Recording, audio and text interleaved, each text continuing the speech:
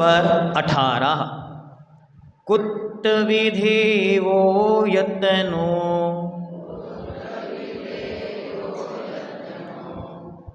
विद्याभ्यासे सदौषधे दाने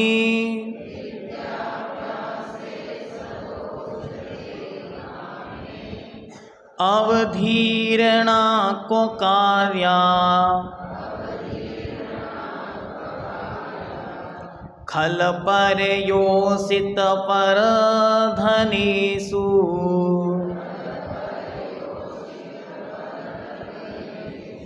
कुत्र विधेयो यत्नो विद्याभ्यासे सदौषधे दाने अवधीरणा को कार्या क्वा कार्या खल पर्योषित परधनेषु यत्नः यत्नः अर्थात प्रयत्न कुत्र कहाँ विधेयः करना चाहिए। प्रयत्न कहाँ करना चाहिए, पुरुषार्थ कहाँ करना चाहिए, तो कहते हैं विद्याभ्यासे, विद्या के अभ्यास में, सदा तथा हमेशा औषधि दाने, औषधि के दान में। दो जगह प्रयत्न करना है, एक तो विद्या के अभ्यास में और दूसरा औषधि के दान में। अवधीरणा अनादर क्वा कहाँ कार्या करना चाहिए। देखो सम्मान कहाँ करना चाहिए तो दुनिया में बतलाया। आचार्य अमोघ वर्ष ऐसी आपको नीति सिखला रहे हैं कि अपमान कहाँ करना चाहिए और अनादर कहाँ करना चाहिए। तो कहते हैं खल दुष्ट पुरुषों का, परयोषित पर स्त्री का और पर धनेषु दूसरे के धन का, इनका अनादर करना चाहिए। क्या गजब की रीति और नीति है। हर एक चीज को ऐसा सिस्टेमेटिक तरीके से आचार्य समझा रहे हैं, एक एक कदम जैसे लाइफ मैनेजमेंट की ओर, एक परफेक्शन की ओर लेके जा रहे हैं। फिर से देखते हैं कुत्र क्या कहाँ विधेयो करना चाहिए, यत्नो प्रयत्न, प्रयत्न कहाँ करना चाहिए, विद्याभ्यासे, विद्या के अभ्यास में, सदा हमेशा औषधि दाने, औषधि के दान में, और अवधीरणा अनादर अपमान क्वा कहाँ कार्या करना चाहिए। 3 स्थानों पर, खल दुष्टों में, और परयोषित पराई स्त्रियों में, और परधनेषु दूसरे के धन में। कहाँ यत्न करना है तुमको, सुनो भव्य पूरे मन से, विद्या का अभ्यास करो, औषधि दान करो मन से, किन किन कार्यों से नित तुमको दूर सदा रहना बचना, दोस्त जनों से, पर स्त्री से, पर धन वैभव से बचना।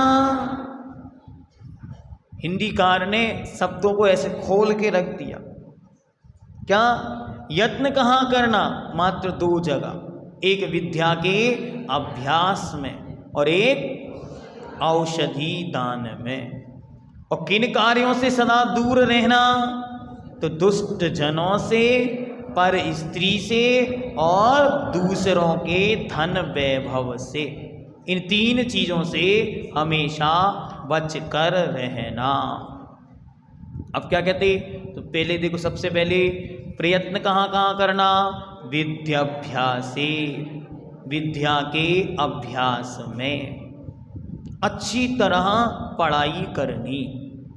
क्या पढ़ाई करनी? जो भी आपका विषय है उस विषय की मास्टरी करनी। हर जीव को अपने जीवन में एक सेटअप तैयार करना, एक लक्ष्य निर्धारित करना, तदनुसार विद्या का निरंतर अभ्यास करना। ऐसे पढ़ाई नहीं होती कि एग्जाम आएंगे तो 1 महीने तक किसी की शक्ल नहीं देखना, रूम के अंदर बंद और पढ़ाई हो रही है। ये अध्ययन नहीं होता, ये तो मानसिक टॉर्चर है, मेंटल टॉर्चर। जिस बुद्धि को साल भर किताब खोल के नहीं दिखाई, उस मानसिकता को ये बतलाया जा रहा है कि आप महीने भर में सब पढ़ सकते हो। ये अपने आप को मूर्ख बनाना है। क्या बनाना है? मूर्ख। और फिर आप कहते हैं नंबर अच्छे नहीं है। हमारी बच्ची तो 1 महीने से कहीं गई नहीं। हाँ, हमारे बच्ची ने 1 महीने से कुछ भी नहीं किया, बाहर गया ही नहीं, घर के अंदर पढ़ता रहा और फिर भी नंबर कितने आए? 60%। तो 1 महीने से क्या कर रहा था? तो अब अच्छी तरह समझें, विद्या निरंतर अभ्यास से आती है। हर बच्चे को ये सिखाएं, एक रेगुलर टाइम पीरियड प्रतिदिन पढ़ने के लिए निकालना है। चाहे कुछ समझ में आए ना आए, लेकिन आपको पढ़ना है। क्योंकि आचार्य भगवंत ज्ञान सागर जी महाराज हमेशा कहते थे, विद्या कालेन पच्यते, विद्या समय के साथ पकती है। It's take time. जब आप आज उस विद्या को पढ़ेंगे तो वो महीने, 2 महीने, 6 महीने बाद फल को देने वाली हो जाएगी। और आप आज ही पढ़ के कल पेपर में लिख दोगे तो फल कहाँ से देंगे? इसलिए इट्स अंडरस्टैंड के बाहर जा रही है, दिमाग पर ही विद्या नहीं बैठ रही है। इसलिए बच्चा 11वीं पढ़कर 12वीं में जाता है, 11वीं का सब खाली हो जाता है। कहाँ गया? अरे भाई इतना अच्छा पढ़ता था, तू तो सब कुछ जानता था, फिर ये याद क्यों नहीं है? इसलिए याद नहीं है क्योंकि उसने तो मात्र परीक्षा के लिए 1 महीने पहले पढ़ा था। इसलिए पढ़ के प्रश्न पत्र पर तो लिख दिया, लेकिन जीवन के प्रश्न पत्र से सब खाली है। तो आपको एक रेगुलर बेस पर प्रतिदिन विद्या का अभ्यास देना चाहिए। आधा घंटे ही सही एक विषय को परफेक्ट करने के लिए समय देना चाहिए। सबको चाहिए कि 1 घंटा अपने विद्या के अभ्यास को दें। माताएं, इनको अगर कोई परीक्षा का नाम दे दे कि कल परीक्षा है, तो इनको क्या होता? पेट में दर्द होने लगता, किन्हीं की सिर में दर्द होने लगता। आधे से ज़्यादा तो 12 वर्षीय का फॉर्म इसलिए नहीं भरते, उनको डर लगता है। कैसे? परीक्षा से। और परीक्षा से कौन डरता है? जो साल भर नहीं पढ़ता। जो साल भर पढ़ता है वो तो ये कहता है अभी परीक्षा ले लो, हम तैयार हैं। जिसने पूरी किताब अच्छी तरह बुद्धिपूर्वक पढ़ी है वो कभी भी परीक्षा से नहीं डरता। परीक्षा से डरता हुआ है जिसने किताब के साथ चोरी की है या अध्ययन के साथ बेईमानी की है। इसलिए अगर आपको कभी भी ऐसा लगे कि परीक्षा से डर लग रहा है, मतलब हमने अध्ययन नहीं किया। इसलिए ईमानदारी से प्रतिदिन कितने मिनट का समय निकालना? 5 मिनट का। पर पढ़ने के लिए समय रोज निकालना। अगर आप पढ़ने के लिए रोज समय निकालेंगे तो कभी भी आप परीक्षा से नहीं डरेंगे और हर विषय आपका परफेक्ट होता चला जाएगा। और विषय हमेशा समय के साथ मजबूत होता है। जब हम बचपन में कोई विषय पढ़ते थे वो समझ नहीं बैठता था, लेकिन अब वो विषय समझ में बैठने लगा। यहाँ अपन एक पंक्ति पढ़ रहे हैं और मैं अभी देख रहा था एक श्लोक पूरा हुआ 40 मिनट तक चला। कितने मिनट तक चला? लिखने वालों ने कितनी पंक्तियां लिखी? 2 पंक्तियां। और उस पर बोला कितने मिनट तक? 40 मिनट। ये कहाँ से आ गया? क्या पता कहाँ से लिया है भैया जी। गॉड गिफ्टेड है, सब कुछ लगता है। ये विद्याभ्यास, निरंतर निरंतर पढ़ने से आपको विषय व्यवस्थित होता जाएगा। ये पढ़ने में ही मत लगाओ, इस सर्व विद्याओं में लगाओ। जो भी आप सीखना चाहते हैं उसका एक रेगुलर अभ्यास हो, कुछ भी होता रहे, किसी के यहाँ शादी हो, विवाह हो, किसी के यहाँ आना हो जाना हो। जैसे भोजन कंपलसरी है, वैसे पढ़ना कंपलसरी, सबको, बड़ों को भी छोटों को भी। बड़ों ने तो पढ़ाइयाँ ऐसे छोड़ दी जैसे ये सबको केवल ज्ञान हो गया हो। कुछ नहीं पढ़ते, कुछ भी नहीं पढ़ते। कई माताएं तो इतनी महान हैं, वे पूजा की किताब भी नहीं उठाती और पूजा हो जाती, कितना सब आता है। और उनसे ही कहो कि दर्शन पाठ की 4 लाइनें लिखो तो वो नहीं लिख पाएंगे। क्यों? जब वो बार बार किताब में देखेंगे तो वो मजबूत संस्कार बनता है। आचार्य भगवंत विद्यासागर जी महाराज पिछले 56 साल से प्रतिक्रमण कर रहे। कितने साल से? ये 56वां दीक्षा दिवस आ रहा है। 56 साल से प्रतिक्रमण कर रहे हैं, लेकिन आज भी जब भी प्रतिक्रमण करते हैं तो ऐसे किताब सामने खोलकर ऐसे उंगली से एक एक शब्द मिलाते हुए, ऐसे हाथों से जोड़कर देखते देखते करते हैं। क्यों करते?